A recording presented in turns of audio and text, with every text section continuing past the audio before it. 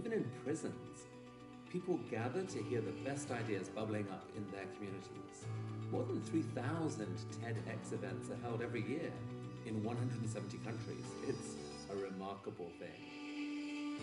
TEDx events are self-organized under a license from TED, a non-profit organization devoted to discovering and sharing powerful ideas in the form of TED Talks. It's not TED itself, but your local TEDx team of volunteers that has done all the work to put on today's event, including booking all of the speakers. It's this team's ideas, dedication, and time that have made this possible. We really hope today's program sparks an exciting conversation. This is a day for curiosity and for skepticism, for inspiration and for action. The more you enter into it, the more you will take out. And now, on with the show.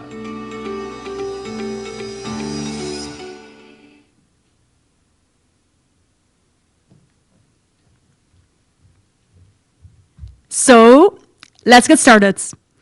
In previous TEDx events, we are mainly focusing on inviting external speakers. But we are very proud that this year, all of our speakers are from our own Middlebury community. We have in total 3 students and 3 staff members giving a TED Talk tonight. And our first speaker is going to be Françoise Nijena. Currently a senior majoring in neuroscience and psychology with an education studies in minor. Her biggest passion is empowering young people, and she hopes to do that through a career in rethinking education systems. She has always believed deeply in the words of Nelson Mandela that education is the most powerful weapon that we can use to change the world. In her TED Talk, she will use her own story and education experience to talk about why we need to rethink the role of schools in order to truly empower all young people. Please welcome Françoise Nijena.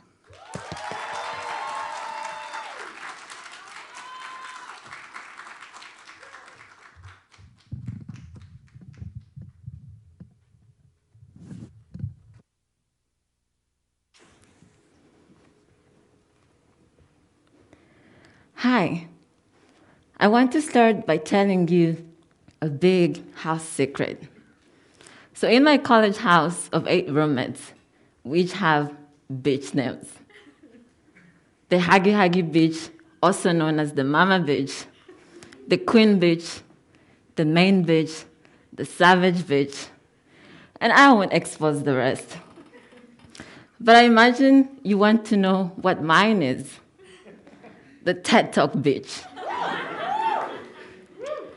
Now, in my many TED Talks, the one recurring theme is education. What is the purpose of education? What is the role of schools? Why are school systems around the world failing many, many young people? How has school failed you, me, us? So why do these questions matter to me? And why should they matter to you, to all of us? When people ask me about my early childhood memories, I try so hard to flash back. I try to remember. But all I see is this dark, blurry, heavy cloud. In this cloud, I see resentment, pain, abandonment, fear, and I see poverty. My mother had me at the age of 17. My father, he disappeared as soon as he knew she was pregnant. So in addition to the pain, anger, shame, stigma that she was dealing with, my 17-year-old mother was expected to be the sole breadwinner for her 4 younger siblings, her single and unemployed mother. And now me?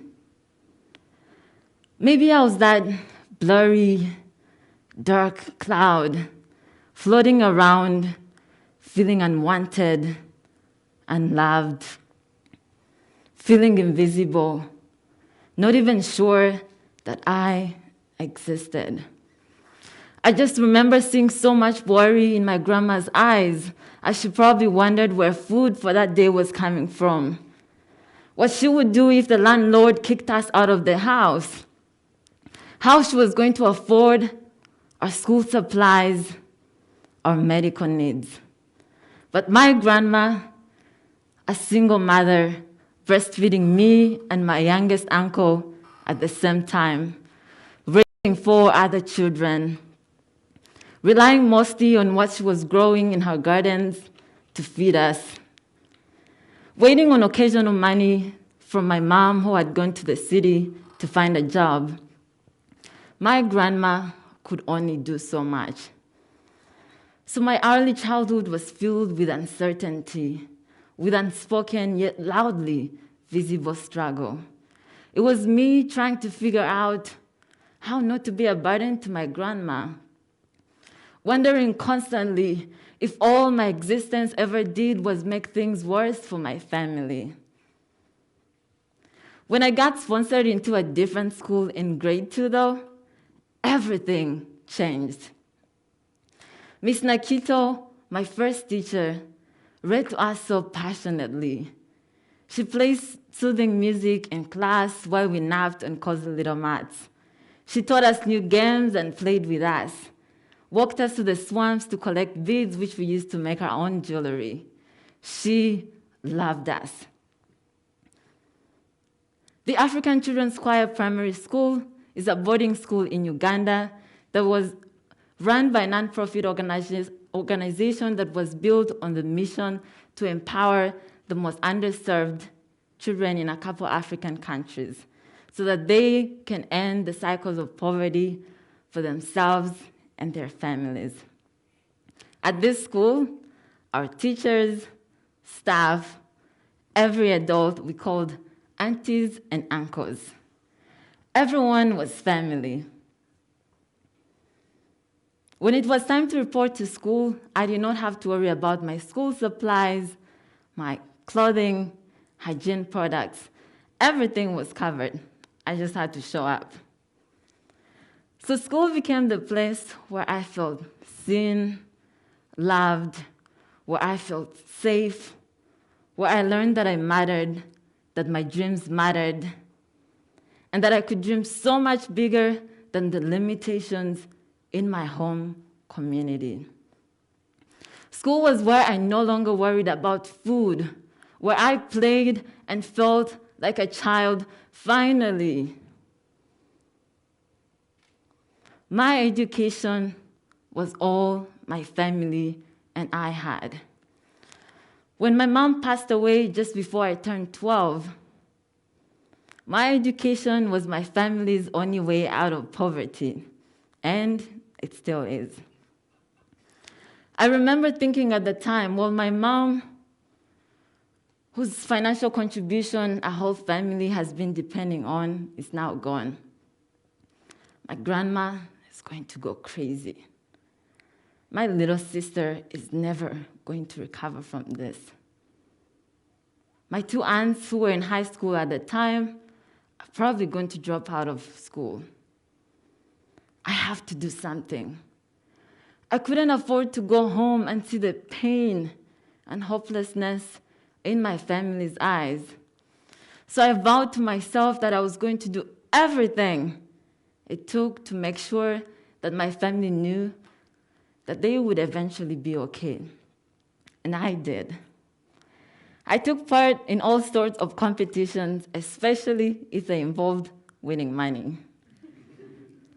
I made sure to maintain top position in my classes because my school aunts and uncles usually gave me money for treats, which I instead saved up. When I moved back to Rwanda for my 6-year boarding high school, the organization gave us stipends, which I mostly saved up, although it was from our personal needs. My school directors promised me that if I ranked second nationally in Rwanda's national exams, that they would give me a full scholarship for my last 3 years of high school, which to me meant that I would get some of my tuition money back. And luckily, that worked out.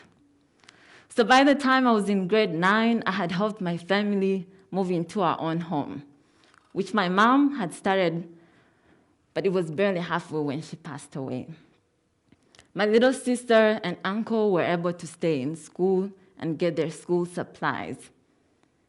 I helped my aunt start a small hair salon business to support the family's basic needs. And most importantly, I saw my grandma begin to smile again. My education was all my family and I had. But I must acknowledge that I was privileged, and it breaks my heart to say that I was lucky. I can't help but think about the kids in my neighborhood, kids in regular public schools who did not have access to the basic resources that I had, and for them, the cycles of poverty have only continued or worsened. In a world where about 50% of the global population lives below the $5.5 a day poverty line, which really means that more than half of the world lives in poverty.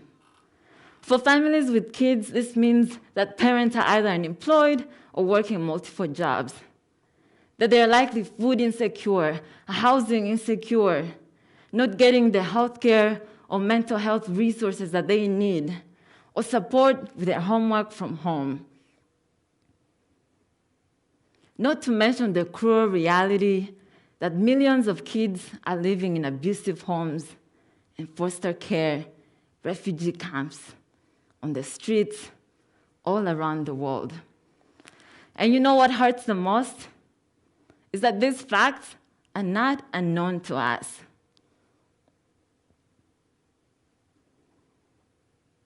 So I don't understand why free healthy meals in schools is still a debate.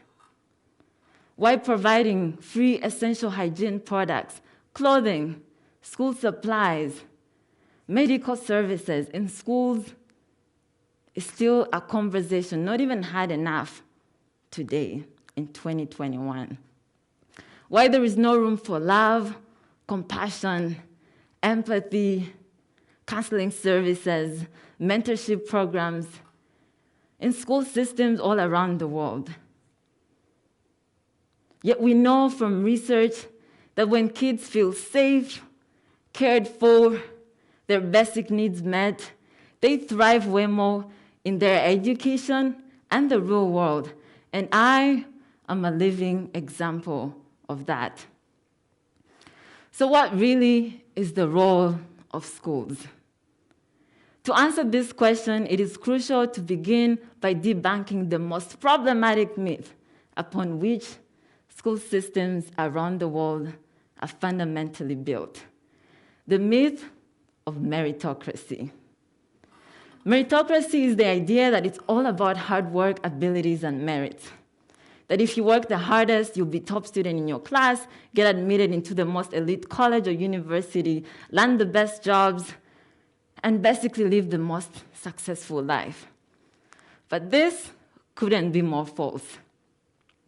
Meritocracy has the school system operating under the illusion that somehow me, a child growing up in extreme poverty, no electricity or internet access, barely any food at home, having to take care of my siblings when I get home, no parents to help with my homework, and a child in a wealthy home with way more than their basic resources, private tutors, that we are on a level playing field.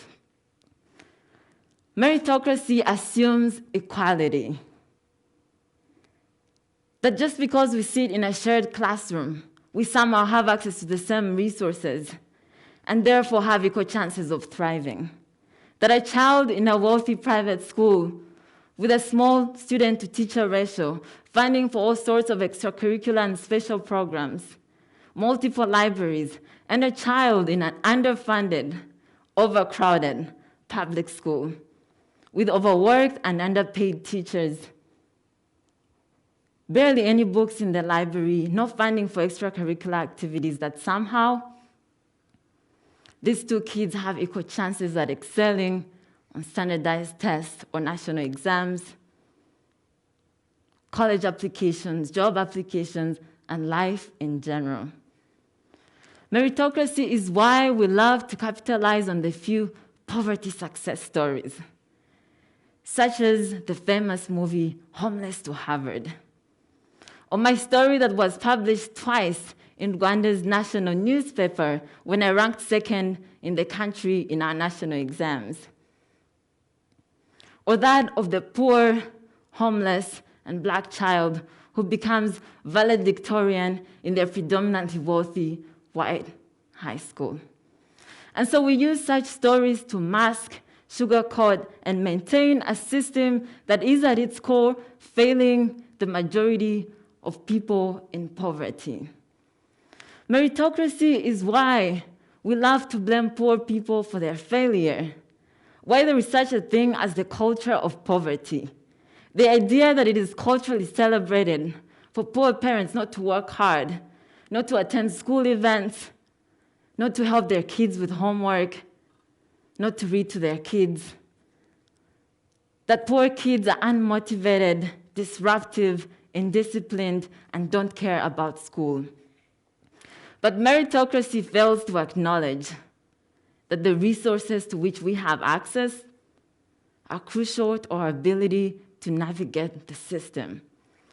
Meritocracy fails to acknowledge from those few poverty success stories that those kids have had to work an unhealthy amount of times harder, have had to sacrifice their childhoods, their mental health, their sleep, their relationships with family to attend private boarding schools away from home on scholarships. And that these stories are absolutely no indicator that the current system works for poor kids too, because it does not. Let's not pretend that we don't know that the school system is inherently rooted in exclusion, segregation, oppression, colonization, and not much has changed. Who gets to go to private wealthy schools? Which school communities get more funding than others? What languages get to be valued in school settings as official or professional? It is no mistake that schools in predominantly wealthy white communities in the United States get way more funding than the poorest communities. That children in Rwanda are still punished for speaking Ikinyarwanda, our native language, by schools, but praised and rewarded for speaking English. Forced by school policies to shave their hair because it apparently is not professional, with utter disregard for what that does to our self-esteem and sense of identity. The school system is doing exactly what it was built to do. I couldn't have made it through high school without everyone who went above and beyond to make sure that I had my essential resources met. I, a first-generation, low-income girl from a small village in Ngororero district of Rwanda, whose family has absolutely no idea what the heck I'm doing and could only hope that I'm not selling my soul for them. I couldn't be graduating from Middlebury College this May without the extra love, mentorship, financial support that I've received from so many incredible people and programs on this campus and beyond. Thank you to everyone who has made it their mission to support kids like me. But I think it's time for systemic change. So what are kids growing up in poverty, in abusive homes, in foster care, in orphanages, in refugee camps on the streets? What are we asking for from our education leaders, school leaders, and the whole system. We ask for school systems that are built on equity. School systems that understand that we come to school with different needs, but unless these needs are met, our ability to thrive is undermined. School systems that understand that leveling the playing field means that some kids will need extra love, extra support, extra mentorship, extra patience in order to successfully navigate the system. School systems that are built on empathy, compassion, holistic mentorship. School systems that understand that more than our personal development, more than our grades, we also need them to consider our personal development, our passions, our dreams, our emotional and mental health. We ask for school systems that understand that we will need extra financial support to eliminate the need to work multiple jobs as a full-time student so that we too can participate in and benefit from the resources that our schools have. Now, all this might sound radical, but I believe it is possible and long overdue. I believe that with collective effort from school leaders, education leaders, from privileged, financially privileged and concerned parents, philanthropists, student advocates, that we have everything it takes to create systems that actually work and serve every child.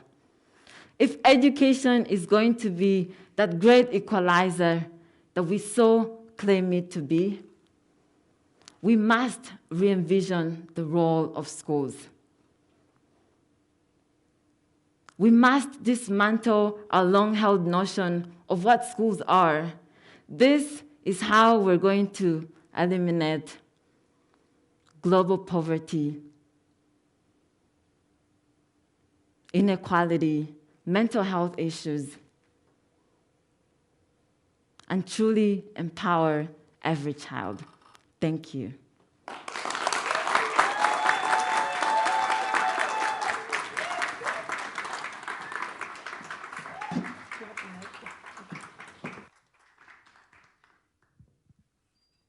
We'd like to open it up for reflections, and please take a moment to reflect on how does this talk make you feel, and what lingering questions do you have?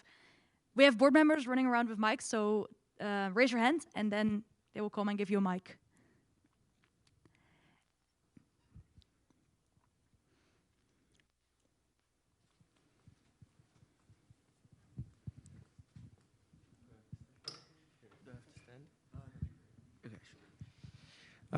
Thank you so much. My name is Abdul Hakan Asabubakari, but you can call me Abdul for short. Listening to Francoise, I guess I was shedding a couple of tears, and it reminded me so much of myself. I knew Francoise coming here last 2 years, and I never knew that we shared a lot in common. Just like her, I also grew up with a single mother. My dad left, and I literally saw my dad 2 weeks before coming to Middlebury. That was like being 19 years of age. And, all my life it's been hard getting the education, except that, having all these intellect, taking me to schools in Turkey and getting the best of education. Unlike, Francois did in Uganda and whatnot, I guess, just like she said, I'm also very grateful and lucky to be able to go to high school in Turkey and also be here at Middlebury College. Growing up, it's been very hard, especially in poverty. And so sometimes people on campus here see me, and then they're like, I'm guessing this guy is just like probably a prince, or he's from a royal family and whatnot. But it's not so. It's just, growing up, I would see a lot of people in my community, people like me, my friends, having all these expensive watches, having all these expensive phones, everything, and I couldn't get that. And my mom is always like, Abdul, be patient, your time will come. And I remember coming to Middlebury College, the first one that I had was an iPhone 6. And I got here, and I think it was the iPhone 11 or something. And immediately I got here, I think after working just, I don't know, for the first 2 weeks, I rushed all the way to the Verizon Wireless store, got myself an iPhone 11, called my mom like, hey mom, I got the first iPhone 11. She's like, okay, I'm not gonna tell you anything, but this is good. And then since then, I've been having everything that I wanted. I would buy expensive stuff, everything, and my mom would still not say anything about it. Why? Because she knew that growing up, I used to see it and just cry and not get all the things that I wanted. But now it is time, and this guy here always is like, Abdul, you spend so much money, but yeah, let me spend. I feel like I've lived through it enough, and it's not like I want to show off, but it's hard not having the things you want. But right now that I feel like I'm able to have it, it makes me realize that I'm very grateful and very like happy, and feel so alive to be a part of such community and to be a part of such a grateful organization, and social, and also for being a part of Middlebury College and having all the things that I've had in life. And so I would very much like to say again, thank you so much, Francois, for giving us all these incredible stories. And you have no idea how much more you mean to me from actually even listening to this story today. Thank you.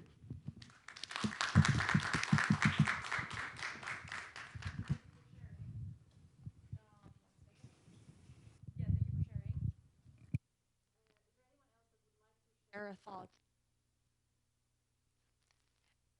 If not. Yeah, it works. All right. That means we're going to continue. And I'm going to introduce our next guest. Our next speaker is Frank G. And Frank was a first-year LA posse at Middlebury College. And Frank was born in China. And he and his parents immigrated to the United States in 2011. He's very passionate about math, video games, and New Orleans Saints. And Frank is planning to major in applied mathematics and minor in psychology and computer science. Frank speaks English and Chinese, and currently he is struggling with German. Frank will be talking about the role of mental health in his life and during the pandemic, and the power of our choice. Please welcome Frank G.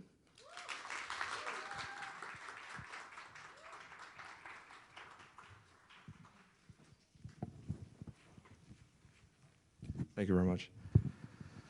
German is hard. Loneliness is silent, but it is louder than any horn in this world. My name is Frank G, and I'm a first-year posse here at Middlebury College. It is a real honor to speak before you all today. Before I begin, I would like to ask you all a question. Have you ever been lonely? I think all of us, at some point in our lives, have felt lonely. It could be your 10-minute wait at the bus stop, or it was your first day of college. It could be a rough winter, or it could be years of struggle.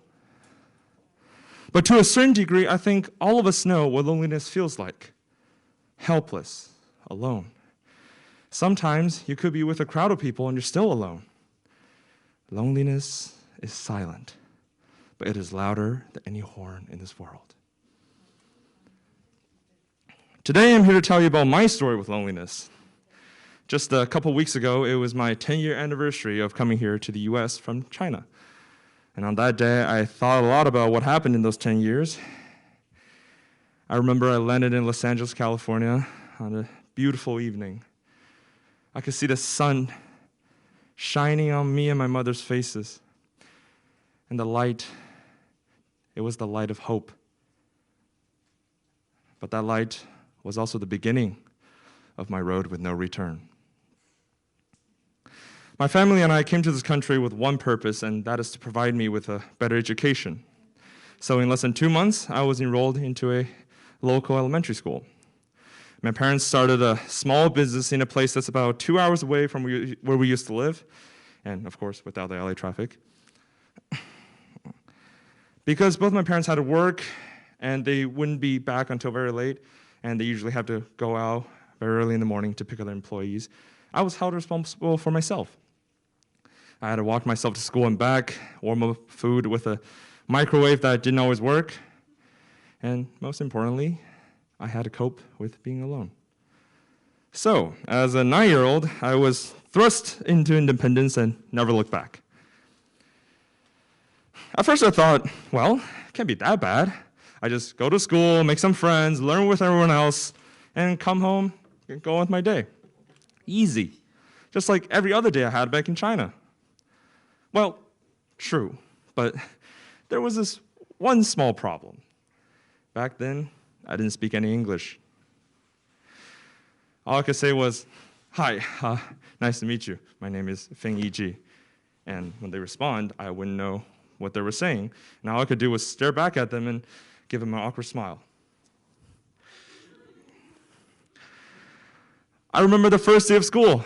All the kids were looking at me from all directions, and I didn't know how to react.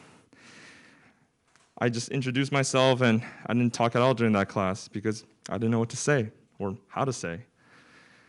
The teacher knew a little Chinese, and she helped me with my first class. And then came recess. All the kids were told to go outside and play. As someone who experienced the Chinese education system, I thought to myself, God bless America, they let the kids play here. Woo! I was so excited, and I was ready to go and make friends. I saw a group of my classmates over there playing with a handball, and so I approached them and, make friends. But soon they realized that I didn't speak any English, and I didn't understand a word that was coming out of their mouth, so they picked up the ball and went somewhere else and played without me. Okay, cool. Didn't work out, just try it again, right? I saw another group of my classmates over there running around, playing a game of tag. That got me excited because I love playing tag. I used to play tag all the time back in China. I could run really fast, juke people, and bam, they're it. So obviously, I had to approach these American kids and show them what's up.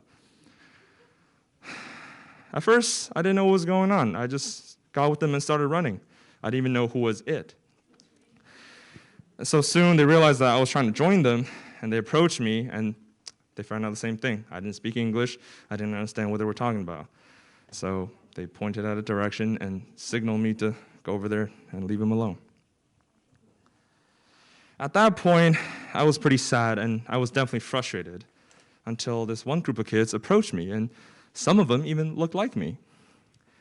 They figured out that I didn't speak English, but they figured out that I spoke Chinese. So they started saying things in Chinese that didn't make any sense, words and phrases, and they started laughing. And then they started saying things in English that I didn't understand at the time. Until later, when I learned English, I realized that they were just making fun of me. I thought they were trying to make friends, and I was genuinely trying my best to communicate with them as well. But man, kids can be really mean sometimes. I went home that day feeling horrible. No one wanted to play with me. No one wanted to talk to me. I could barely keep up with the class, and I didn't make any friends. Mission failed. I wanted to tell my parents everything, so I can even pout or whine about it so I could feel better. But when I walked myself home that day, all I could see was a small, empty apartment with 2 bowls of cold food waiting for me. I stayed up that night and waited for my parents to come home so I could tell them about my day. But when they finally got home at 12 at night, they were so tired that all they could do was hug me and sleep till the next day began. At that moment, I saw the stress and burden on their shoulders, so I learned to be quiet. I didn't want them to worry any more than they should. From that day on, I felt like my life was put on repeat. Every day, I get up with my parents already gone to work. I walk myself to school. I deal with the same thing every day. I come home, I warm up food, I do some homework, I hang out with myself, and I go to bed. If anything good happened that day, I will find a way to tell my parents, a note or something. If anything bad happened, I just sleep with them till the next day. Those kind of days went on for 3 years, and to date, it was the loneliest 3 years of my life. Now, there really is no point for me to tell you my story if all I wanted to do is make you feel bad. I'm here today because I want to share with you my ways of dealing with my circumstances and my loneliness. During those 3 years, I learned to choose. And I chose to dig myself out of that small apartment in Los Angeles, California, and wade through the loneliness that would drown me every single day. I didn't speak English, so I chose to work hard and push myself to learn. I remember I would watch the Garfield movies over and over again just so I can get the pronunciations right. Boy, I love that cat. I didn't have warm food when I get home, so I chose to learn how to cook. At first, the food I made would be either too salty, or sometimes I would mix up vinegar and soy sauce. But, at least it was warm and edible, kind of. I didn't have any friends, so I chose to study and observe how the kids in my class played with each other. I learned their language. I learned their culture. And sooner than expected, I was in a game of tag. I discovered the power of decisions. And I also realized that the circumstances and the loneliness that I was subjected to were just things in life. I have no control over that. But what I do have control over is myself and my decisions. Yes, I was alone. But my decisions made me feel less alone and enriched me and helped me grow during that time. To be or not to be, I chose to be. Just about 5 months ago, I was permitted to stay on campus over the winter because the COVID situation in LA was increasingly tense and my family was impacted and stressed. I decided to stay on campus so my family wouldn't have to worry about feeding a 6'2", 240-pound man as well as his 20 meals throughout the day. Initially, I was glad that I get to stay here at Middlebury. It's a gorgeous town, and I made friends with a small group of people that I was on campus with. We had our fun and joy. Snowball fights, dinners during Thanksgiving and Christmas, and we also watched the Super Bowl together. It was nice, but nevertheless, I felt alone. During the winter, I went through some of the most stressful moments in my life. My parents almost got divorced. My grandpa in China was hospitalized. And as cherry on top, I went through a breakup. Those things hit every soft spot on my heart, and it was hard to open up to your newly made friends about these personal issues, so I dealt with them myself. During that time, I tried to stay in touch with my family as frequently as possible, solving conflicts left and right. When I made those calls, I could feel my heart being torn apart. I could feel exactly what they were feeling, if not more. And yet, I had to tell them that I'm okay, so they have one less person to worry about. It was rough. And in the midst of that, I asked myself, would things be different if I were with my family right now? Would I be able to alleviate the stress and tension between my parents because COVID damaged our financial income? Would I be able to help my grandmother feel better by holding her hands and tell her that everything will be all right? And would I feel less heartbroken because I am with my family? Those questions haunted me as my stress and homesickness grew, until one day I received a video call from my grandmother, and she told me that my grandpa was home and safe. She said the texts and calls and the smile that I give her hope and made her feel better, and also give my grandpa hope. I saw her smile, and she said she was proud of me. I had not shed a single tear during that winter until that moment. And with those tears of joy and reassurance, I remembered the loneliness and stress caused by COVID are just things in life. Just like the first 3 years of my life here in the US. They're not within my control. But what is within my control are my decisions. When I persistently called my family to make sure that everything was okay, as much as it hurts me to do so.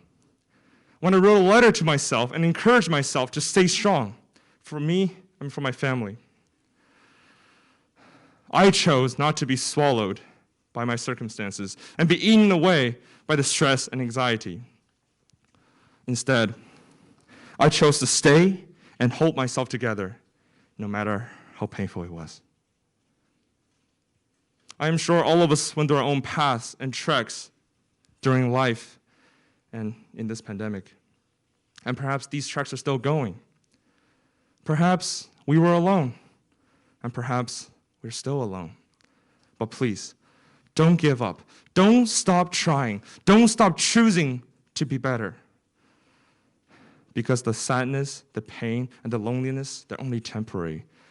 Your decisions, actions, and determination will carry you towards the light. If there's one thing I want you to remember from my TED Talk today, I hope it'll be this quote by Stephen R. Covey. I am not a product of my circumstances. I am a product of my decisions. Thank you very much.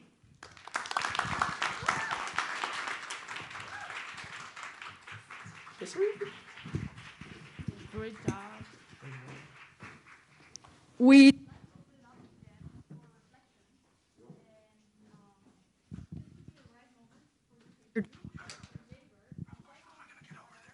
Do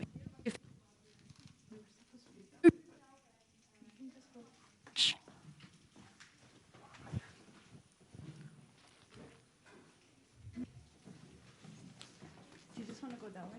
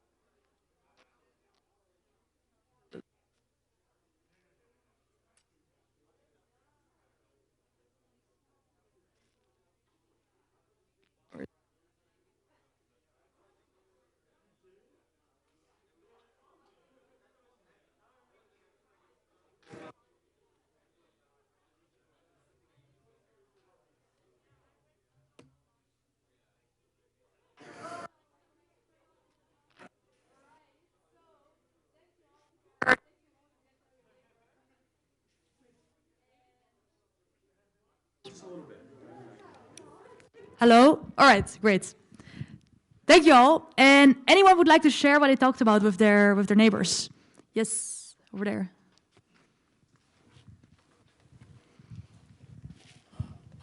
Well, I didn't really talk about these with my neighbors because my neighbors are these two wonderful speakers right here. But I just wanted to say, after listening to Frank's speech, Frank is my roommate, and I've heard the speech a couple of times, so 1, 2, maybe 18 times. And each time, you know, he's just gotten better and better. But, you know, seeing it here, I couldn't help but to let my emotions flow. I'm so proud of Frank. I'm so proud of him telling his life story in a way that matters and is impactful for those of us who are, you know, as he said, passing treks into the future now, though. But and many of us who are still dealing with loneliness, and we now have advice to apply that. And I'm also proud of the fact that, you know, Frank on the outside, you know, I'm not sure if any of you are familiar with his Instagram account, Frank Math God, but he has quite the best stories. And so on the outside, he's just an altruistic, outgoing person. And now we get to hear a little bit about him. So I'm super proud that I was able to be here for this moment. Thank you, Frank.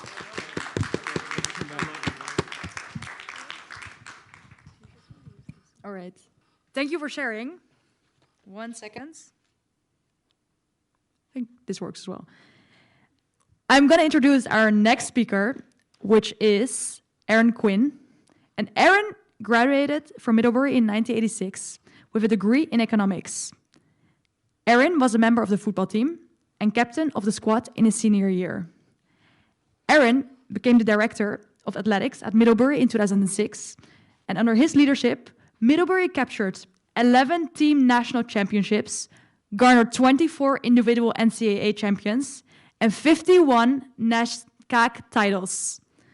Middlebury received the Learfield Directors' Cup in 2012 and has finished in the top 10 cup standings since Aaron took the helm.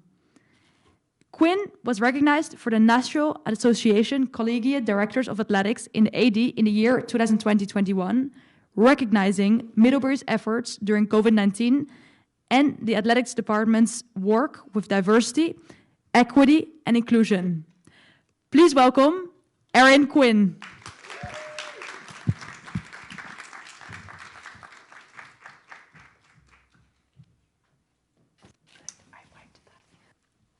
Thank you. As I get started, you can choose to stand up if you're able, if you'd like to, if you want to move around a little bit. If you don't want to, that's fine as well.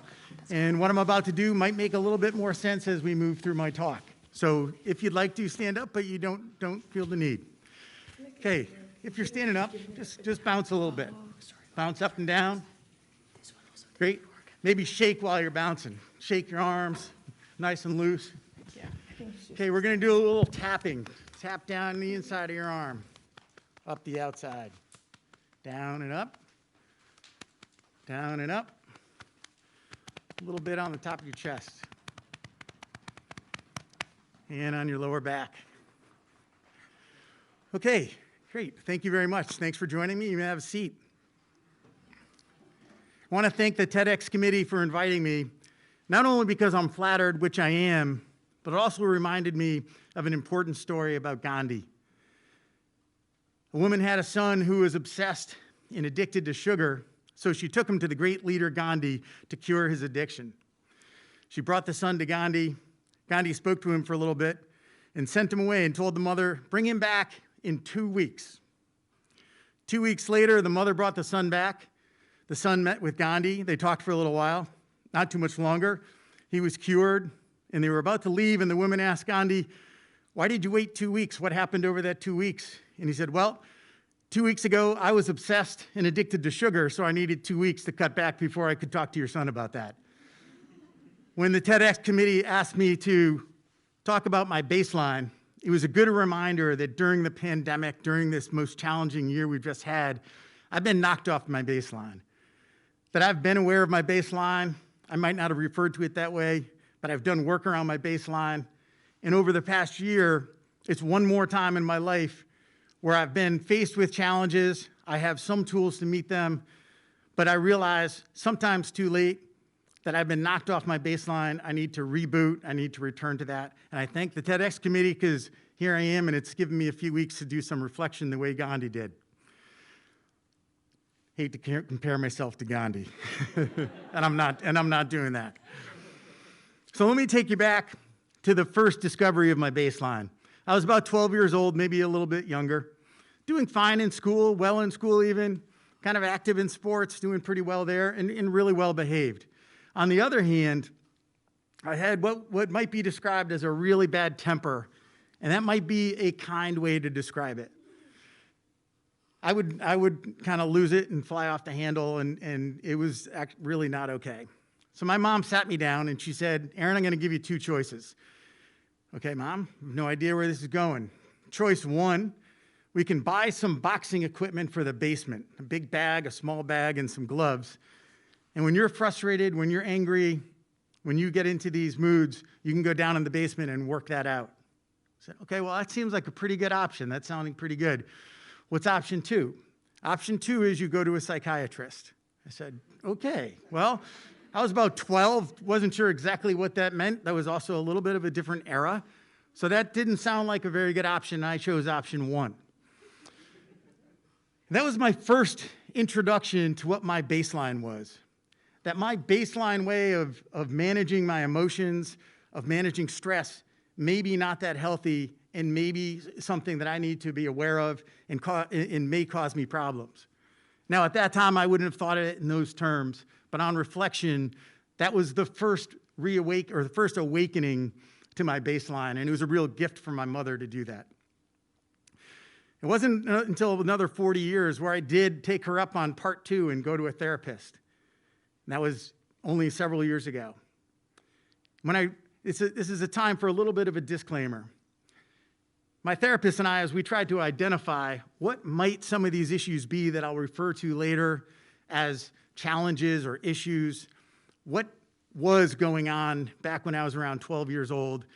And we struggled to put labels on it, struggled to diagnose it, and didn't feel like that was necessarily that important for me. This is just my story. It could be more possible or more helpful for someone else to put labels on it and get that diagnosis. So we called it the energies. I just have these energies. That's what I was feeling, and sometimes I manage them well, and sometimes I don't. So if I refer to the energies, that's what we're talking about. So that strategy that my mom employed in middle school served me fairly well during high school and college, And we kind of stuck with that same mode. I would work hard, have lots of physical activity. I was parts of sports teams. That gave me a sense of purpose. The physical activity gave me a physical release, and that worked pretty well. That was when things were healthy. Sometimes I just have too much energy, too much going on. It might be 11 or 12 o'clock at night in the middle of the week. My parents are sitting there watching the news, and I come running down the stairs, jump down the stairs. I'm in a full karate gi, or I'm in army fatigues, and I just take off and I run, and I'm in the woods running at 11 or 12 o'clock at night. It's arguable whether that's healthy or not. Other times, I would choose less healthy alternatives like alcohol to manage the energies and to manage my mental health issues that I was having. That weren't, and really don't have a diagnosis or a label on them. But all in all, I managed pretty well. Came to Middlebury College and kind of managed the energies with that formula that we talked about. Fast forward to the early 1990s, I'm back at Middlebury as a coach. I graduated from Middlebury in '86. I've got a master's degree. I'm married to my college sweetheart, who's great. I've got a good job, taking up mountain biking and skiing and running and lifting, some of these same physical activities. But maybe at this point, they're not enough anymore. There's other things going on. Family issues that maybe were under the surface before start manifesting themselves, and we start discovering things in our family like alcoholism, addiction, suicide, and other serious mental health challenges like bipolar disorder or depression. Again, I don't have the diagnosis for myself, and at that time, I wasn't sure whether those are exactly the things I was facing or not, but I knew they were part of my family. They felt like they were part of me, and I knew that the tools that I had used before were not enough to address these, not enough to address the energies that I had felt, or what my therapist and I named these broader issues, the troubles. The energies and the troubles, and I knew that the modalities that I had at that point weren't enough to manage these. So, much like Frank, I chose to address these, and after some research, I landed on meditation, Qigong. Those are some Qigong exercises we were doing before, some shaking and tapping, Tai Chi, and some body healing that I did as well. Those were all activities that would move me towards a more positive baseline. I also gave up alcohol, sweets, caffeine, and I became a vegetarian. I felt like there might be some things that would move me away from a negative baseline, and then I can add some activities that would move me toward a positive baseline. And those worked really well for a long time. Life was pretty good. There was the challenges, like everybody has, but I managed them pretty well. I managed the energies pretty well. I felt like there's a way I've heard described some mental health issues of a nice calm duck on the surface, and underneath, the feet are really paddling. When I was younger and through the early 90s, I was that duck, and there was lots of paddling. My brain was very noisy all the time. I felt like in the 10 or 15 years after that things had quieted down, that maybe that duck on the surface also was kind of chilling underneath and just paddling along pretty easily. Not without challenges, but it felt pretty good. So things are going well. You've got a good job. You've got a great life. You live in this great town of Middlebury. So let's change careers and give that up, right? Seems like a great idea. So in many ways, it was a really good idea. The idea was to learn, change, grow, meet some new challenges. And that was all right and good. And it served me pretty well to do that. I think it was a good choice in retrospect.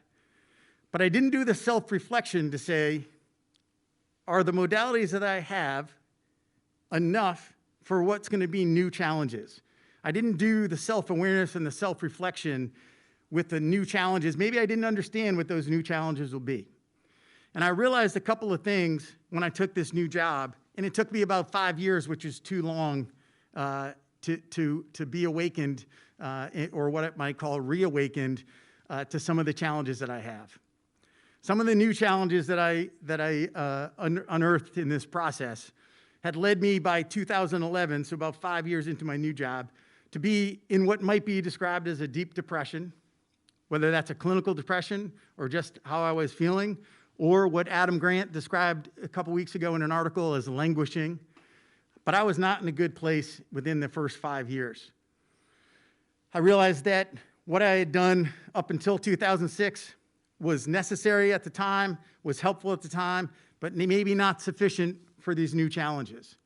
I realized also that with that depression, there were probably three main things leading to that I had not really uncovered and discovered in my previous self-awareness processes. And that is a sense of perfectionism, a sense of invulnerability, and low empathy.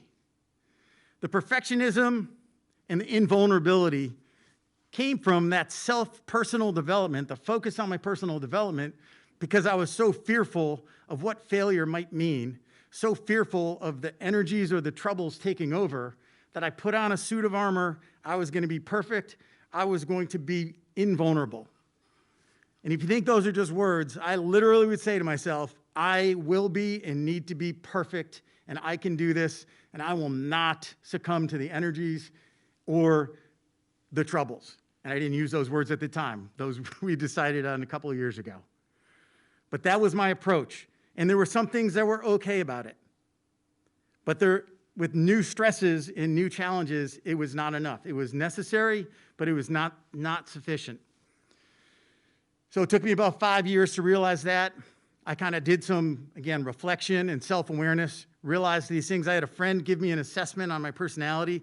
He's the one who identified that I had low empathy, not because I didn't care about people, but I was so focused on holding things in and being invulnerable that it was hard to connect with people, see things from their perspective, trust people, and let go, and that I needed to do that as this next step.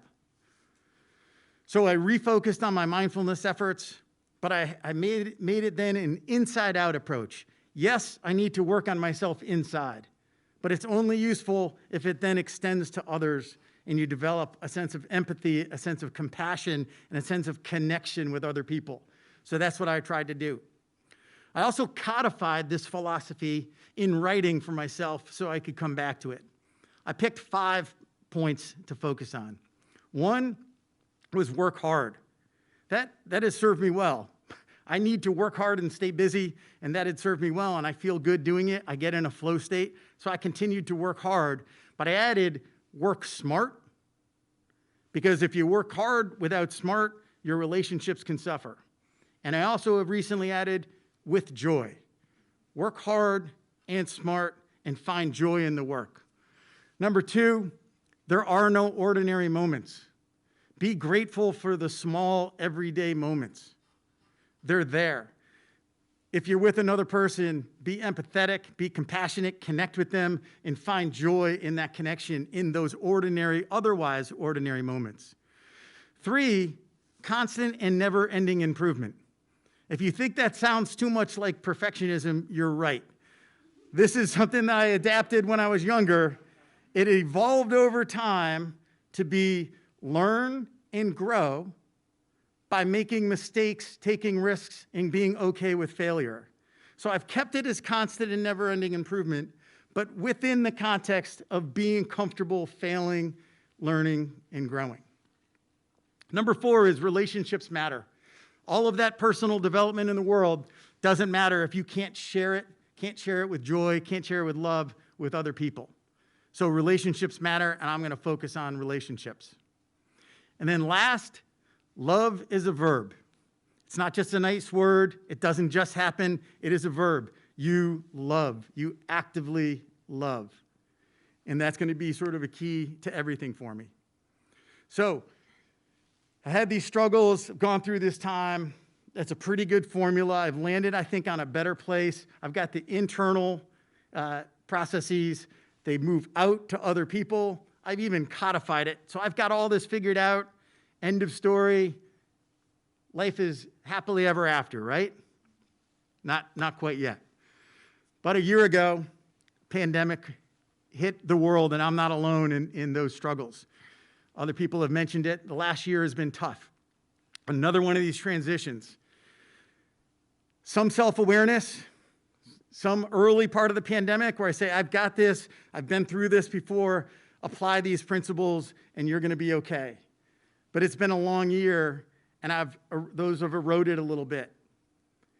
Again, this is a good time to thank the TEDx committee for making me re-look at these and have a reawakening again to my baseline and what I need to do to live the life that I want to live.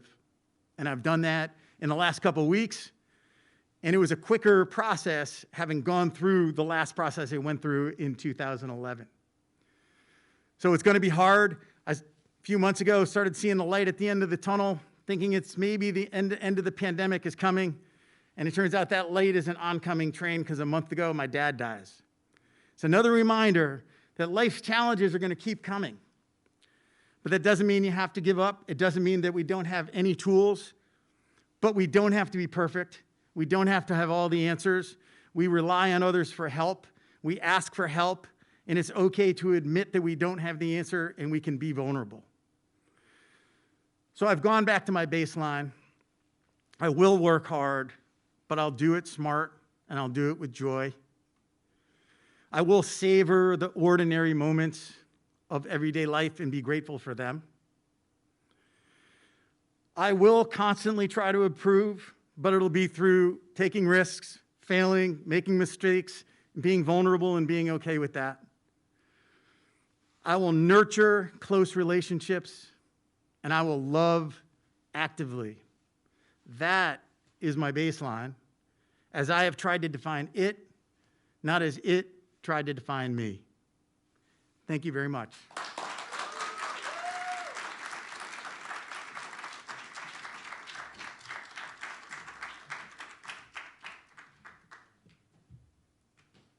Thank you, Aaron. And with that, we're going to open it again for one last time up for reflections. Take a moment and think about how this talk made you feel. And if you would like to share, please raise your hand and the board members will come and hand you a mic.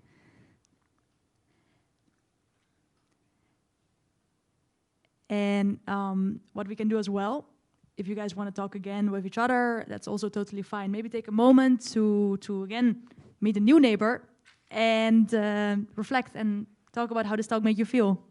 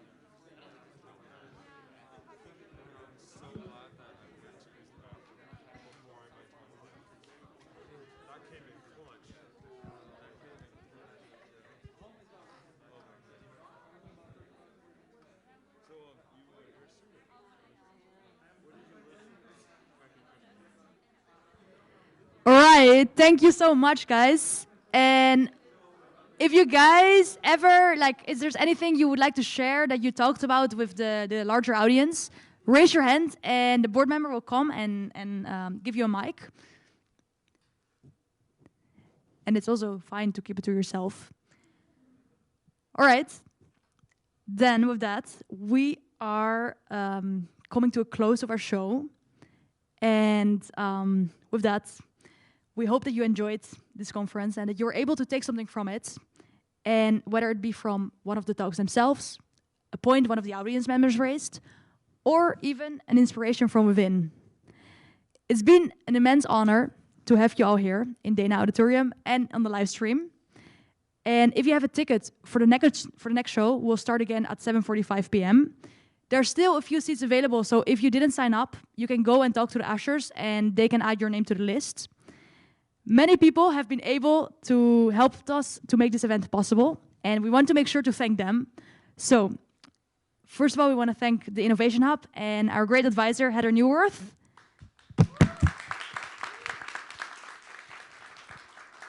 We also want to thank our great staff and tech staff, Sam Herbert and Nathan Botero. And finally, a round applause for our inspirational TEDx speakers from the first show, Françoise Nijena, Frank G, and Aaron Quinn. Have a wonderful last Thursday night. Thank you very much.